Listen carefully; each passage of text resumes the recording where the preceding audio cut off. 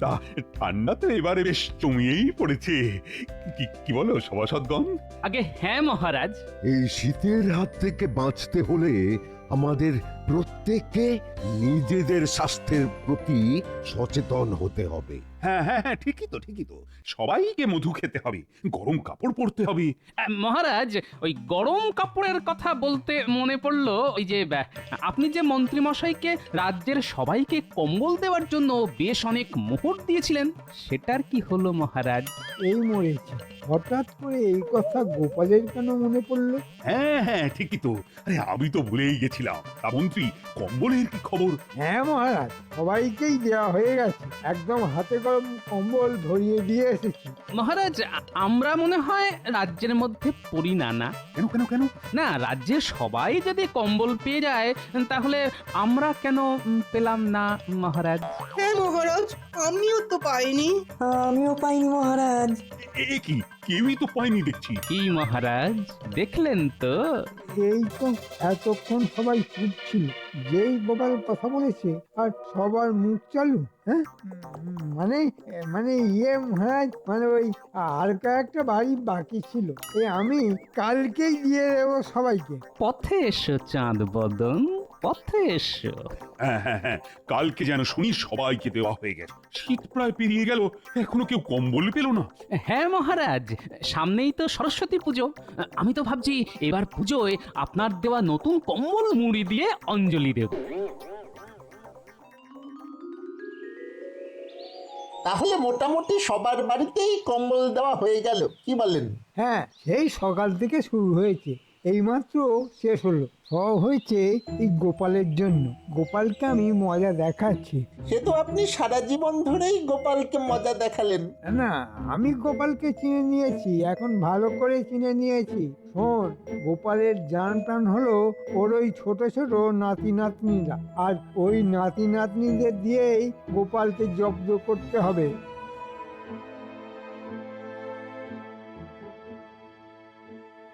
ওই দেখুন, বলতে না বলতেই বাচ্চাদের দল এদিকেই চলে আসছে। এই যে মন্ত্রী মশাই, দিন দিন সরস্বতী পুজোর চাঁদাটা দিন। বাবা, তোরা নিজেরাই এবারে সরস্বতী পুজো করছিস নাকি? হ্যাঁ হ্যাঁ মন্ত্রী মশাই, পড়াশোনা করছি, অল্প বয়স, এই সময় সরস্বতী পুজো করব না? এই তো পেয়েছি, গোপালকে জব্দ করার একটা বুদ্ধি পেয়েছি। একটি তাহলে তোরা চাঁদা কেন তুলছিস? তোরা একটা খবর শুনিসনি? কি খবর মন্ত্রী মশাই? আরে, তোদের গোপাল দাদু নিজেই তো বিশাল করে সরস্বতী পুজো করছে, তোদের বলেনি নাকি? কই না তো। ও, তোদের তাহলে এখনো বলেনি, আমাকে তো কয়েকদিন আগেই বলেছে। তোরা এক কাজ কর, বুঝলি? ঠিক আছে মন্ত্রী মশাই। তোরা গোটা রাজ্যের লোককে প্রসাদ খাবার নিমন্ত্রণ করে দে, তাতে গোপালের একটু সাহায্য হবে। আসলে একা মানুষ তো, কত দিক সামলাবে বল? ও, এই ব্যাপার, নিশ্চয় নিশ্চয়। যা তোরা নিমন্ত্রণটা সেরে ফেল। ঠিক আছে, এক্ষুনি যাচ্ছি।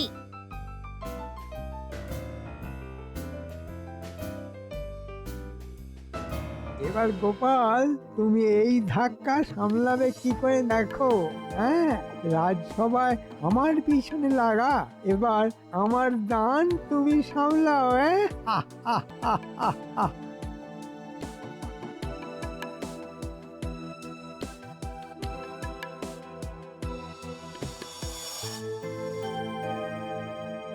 মন্ত্রী, তুমি সবাইকে কম্বল দিয়েছো? হ্যাঁ মহারাজ, সবাইকে দিয়েছি।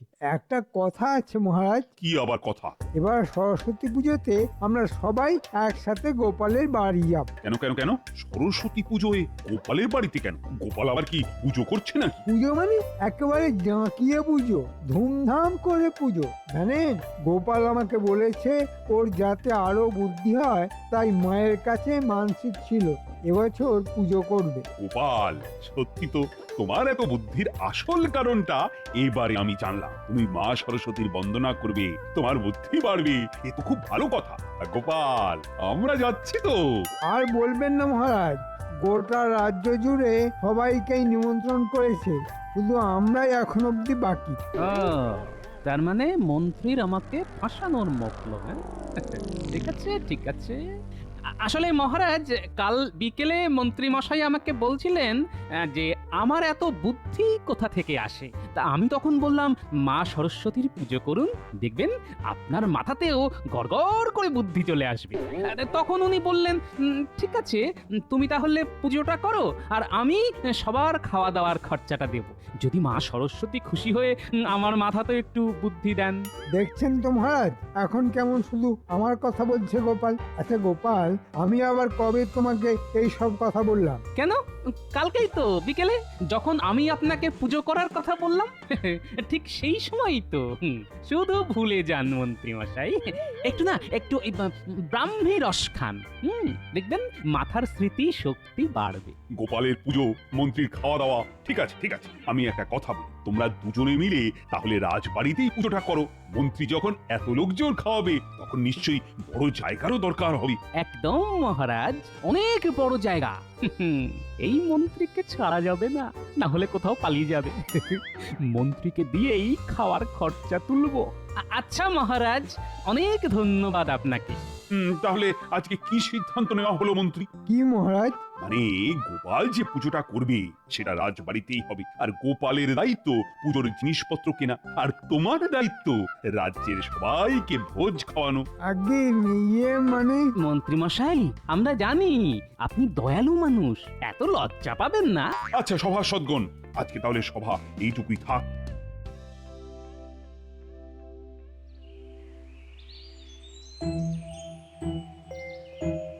কি এত সন্ধে হয়ে গেল, উনি এখনো বাড়িতে এলেন না? এ জানে বাবা, আজকে রাজসভায় কি এত বৈঠক চলছে? যাই, আমি বরং বাচ্চাগুলোর একটু খোঁজ লাগাই। হ্যাঁ, এই গুলটে, তোরা একটু দাদুর খবর নিয়ে আয় তো। সেই সকালে গেছে, এখনো তোদের দাদু আসলো না। আমি তো কিছুই বুঝতে পারছি না। ঠিক আছে দিদা, আমরা এক্ষুনি খবর নিয়ে আসছি।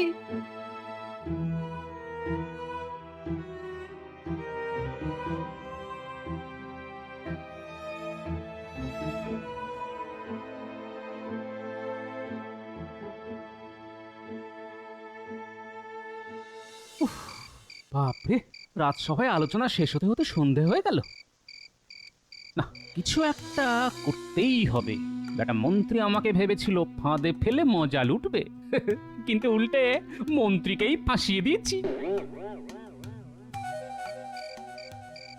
কি গো দাদু, তুমি কি নিজের ঘর বাড়ি সবকিছু ভুলে গেলে নাকি? দিদা তো চোখের জল ফেলে ফেলে বন্যা এনে দেবে এবার। আরে আজকে রাজসভায় দীর্ঘ আলোচনা ছিল রে। শোন, তোদের সাথে যখন দেখা হলো তখন ভালোই হয়েছে।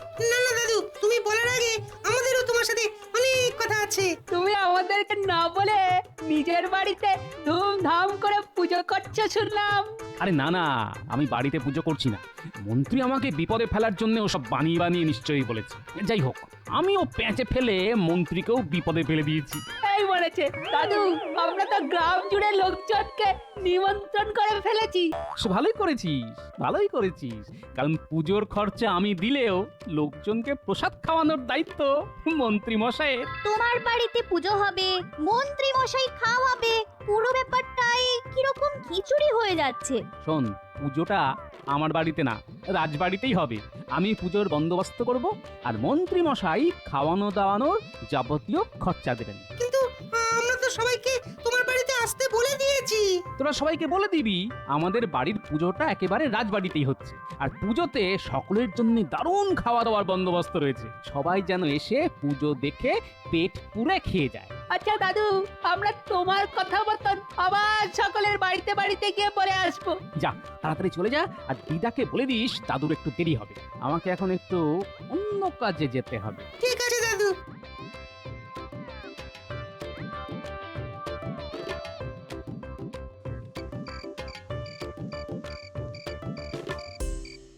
ওই গো বিজ্ঞানী, বাড়িতে চলে এসেছো নাকি? আরে এই তো গোপাল, এইমাত্র এলাম। রাজসভায় সরস্বতী পুজোর আলোচনা করতে করতে সারাটা দিন চলে গেল। হ্যাঁ, এখন দেখি একটু বিশ্রাম নিয়ে গবেষণার কাজ করব। শোনো বিজ্ঞানী, তোমাকে আমায় এমন একটা হলুদ রং বানিয়ে দিতে হবে যে রং একবার গায়ে লাগলে 1 সপ্তাহের আগে ওই রং উঠবে না। সে কি গোপাল, হোলি আসতে তো এখনো অনেক সময় আছে, এখন রং কি করবে? তা তুমি যখন জিজ্ঞেস করছো তখন বলি, আসলে আমি কোনো সরস্বতী পুজো করার পরিকল্পনা করিনি। মন্ত্রী সবার সামনে আমাকে ছোট করার মতলবে ওসব বলেছিল, তাই আমিও মন্ত্রীকে ঘুরিয়ে প্যাঁচ দিয়ে দিয়েছি। ও, এই ব্যাপার, এবার বুঝেছি। রাজসভায় আমি তো ভাবলাম সত্যি সত্যি ব্যাপার হয়তো। আরে না না, সেই জন্যই তো মন্ত্রীর ওপরে ওই দানটা দিলাম। আর এবার ওই দানে কিস্তিমাত করার জন্যে তোমাকে ওই হলুদ রং বানিয়ে আমাকে দিতে হবে, কারণ সেই রং তো আমার কাছেই আছে। বাহ বাহ বাহ বাহ, তাহলে তাও তো একটু। পরশুদিন তো পুজো, তার মধ্যে অনেকবার মন্ত্রী পালিয়ে যেতে চাইবে, কারণ মন্ত্রী যা শিয়ানা লোক, তাতে তিনি চাইবেন না যে রাজ্যব্যাপী ভোজ খাওয়ার জন্য ওনার ট্যাগ খালি হোক। বুঝেছি, দাঁড়াও গোপাল, তোমাকে এক্ষুনি আমি হলুদ রং এনে দিচ্ছি, আর একটা জিনিসও দিচ্ছি।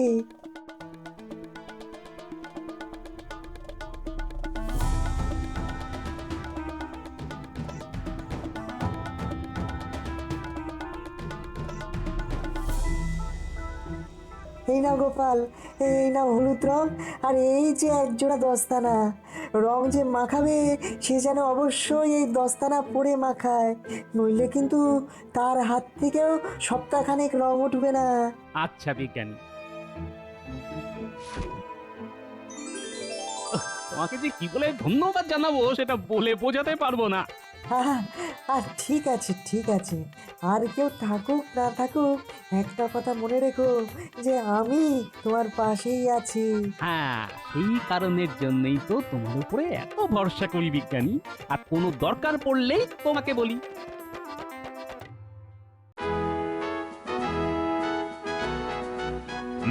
কালকে রাত হয়ে যাওয়ার জন্য রাজসভা স্থগিত করতে হয়েছিল, সেই জন্য সরস্বতী পুজোর বাকি আলোচনা আজকেই তাহলে সেরে নেওয়া যাক। যেহেতু এবারে গোপালই পুজোর দায়িত্ব নিচ্ছে, সেই জন্য পুজোর দায়িত্ব অনেকটাই লাঘব হলো। কিন্তু মহারাজ, আমার দায়িত্ব তো বেড়ে গেল।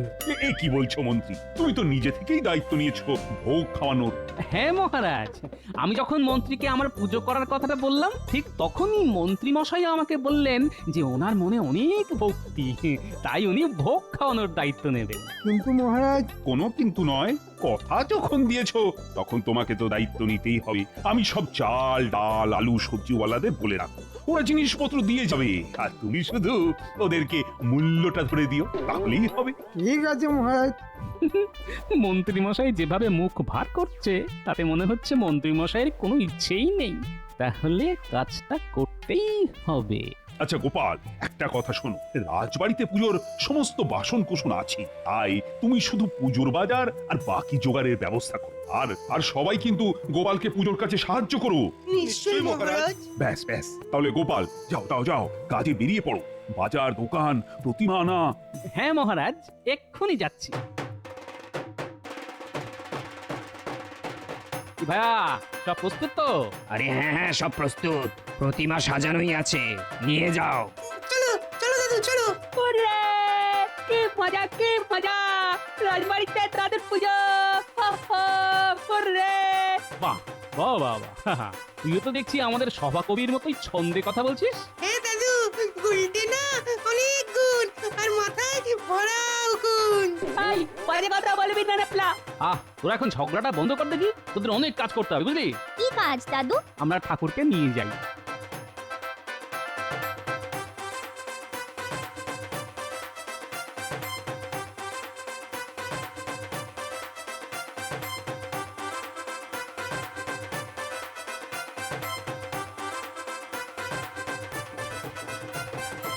ব্যাস, ঠাকুর স্থাপন হয়ে গেল, কালকে পুজো। হ্যাঁ দাদু, অঞ্জলি হবে, খাওয়া দাওয়া হবে, দারুণ মজা হবে।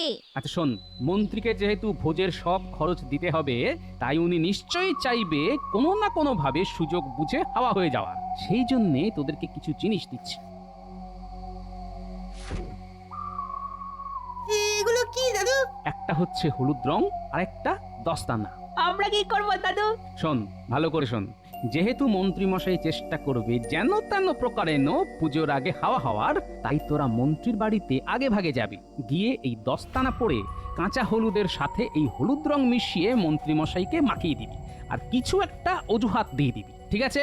ঠিক আছে দাদু, এইসব বুদ্ধিতে আমরা একেবারে সিদ্ধ হস্ত, তোমাকে কোনো চিন্তা করতে হবে না। মন্ত্রীমশাই, আপনি চলেন ডালে ডালে, আর আমি চলি পাতায় পাতায়। এতদিন ধরে আপনার পাশে পাশে থেকে আপনার সব চিন্তা ভাবনা হলপ করে বলে দিতে পারি। যা, তোরা তাড়াতাড়ি কাজে লেগে পড়, যা।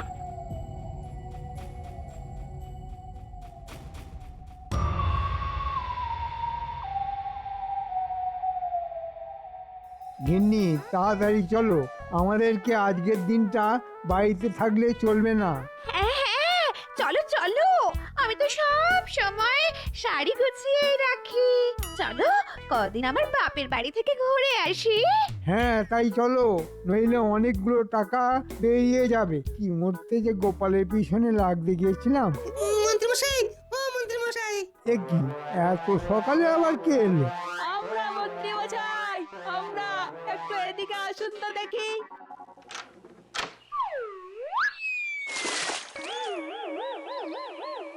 হায় হায় হায় রে, সকাল সকাল এটা তোরা কি করলি? আজকে তো সরস্বতী পুজো, ভোরবেলা কাঁচা হলুদ বাটা আর সর্ষের তেল মেখে স্নান করতে হয়, তাহলে সারা শরীর ফর্সা হয়ে যায়।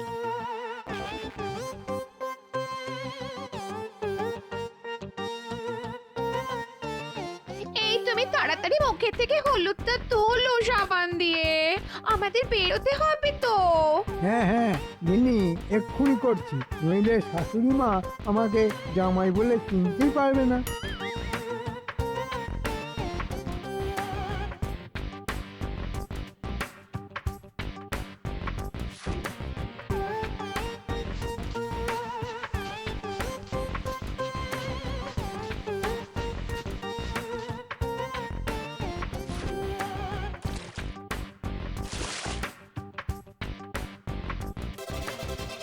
ও গিন্নি, এটা কি হলো কি? এটা কি হলো? মুখ থেকে হলুদ তো উঠছে না। হলুদ উঠছে না মানে? ভালো করে সাবান দিয়ে ঘষো।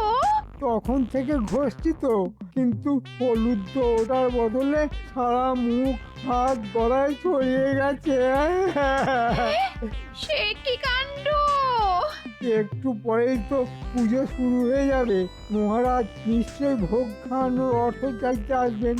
ও গিন্নি, গিন্নি, অত অর্থ আমি কোথায় পাবো? আর এই হলুদ মুখ নিয়ে আমি কিভাবে বেরোবো?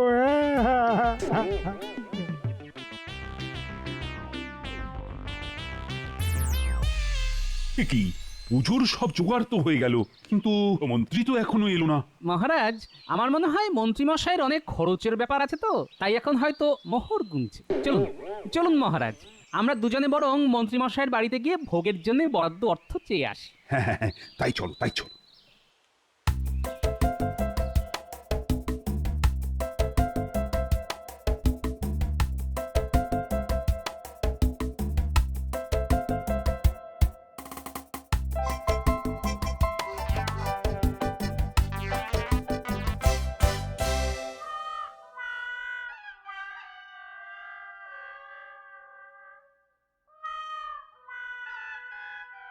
কি মন্ত্রীমশাই, আপনার পুরো মুখ হলুদ, এবার এই হলুদ মুখ নিয়ে বাইরে বের হবেন কি করে? মহারাজ, গোপালের নাতি নাতনিরা আমার এই অবস্থা করেছে। এ বাবা, এই মুখ নিয়ে তো তোমার বাইরে বের হওয়া যাবে না। হ্যাঁ মহারাজ, ভেবেছিলাম একটু শ্বশুর বাড়ি যাবো, মানে মানে মানে ওই পুজো মণ্ডপে যাবো।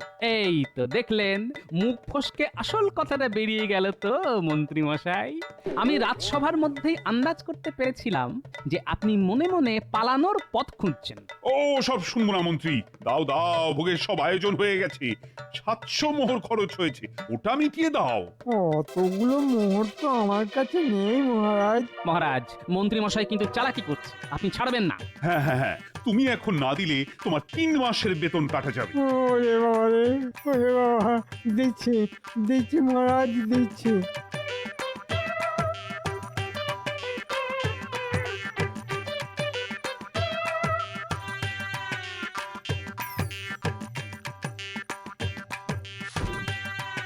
হায় হায় হায় হায় এতে পরে সব জমানো অর্থ সব মোহর বেরিয়ে গেল।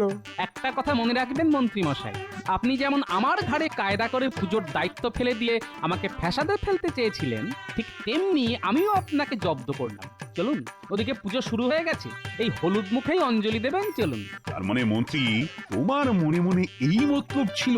ছি ছি ছি, একটু তো সুবুদ্ধি আনো। নমো সরস্বতী মহাভাগে বিদ্যে কমললোচনে বিশ্বরূপে বিশালাক্ষী বিদ্যাং দেবী নমস্তুতে। নমো সরস্বতী মহাভাগে বিদ্যে কমললোচনে বিশ্বরূপে বিশালাক্ষী বিদ্যাং দেবী নমস্তুতে। আমার কত খরচ হয়ে গেল। অন্যের বিপদ চাইলে নিজেরই বিপদ হয়। আর ভেবে লাভ নেই মন্ত্রী মশাই, চলুন আমরা একসাথে বসে প্রসাদ খাই। ওই প্রসাদ আমার মুখে ঢুকবে না গোপাল। আচ্ছা গোপাল, তোমার এত বুদ্ধি কি করে? হ্যাঁ, ওই তো মায়ের পুজো করে। মন্ত্রী মশাই, মায়ের কাছে মন ভরে চান যেন আপনার মাথায় একটু বুদ্ধি হয়। এই নিন, নিন, নিন, মায়ের সামনে শুয়ে পড়ুন। হ্যাঁ, শুয়ে পড়বো? হ্যাঁ, শুয়ে পড়ুন আর মন ভরে চান যাতে মাথায় একটু বুদ্ধি হয়। যতক্ষণ না মা বলছে বুঝবেন না কিন্তু।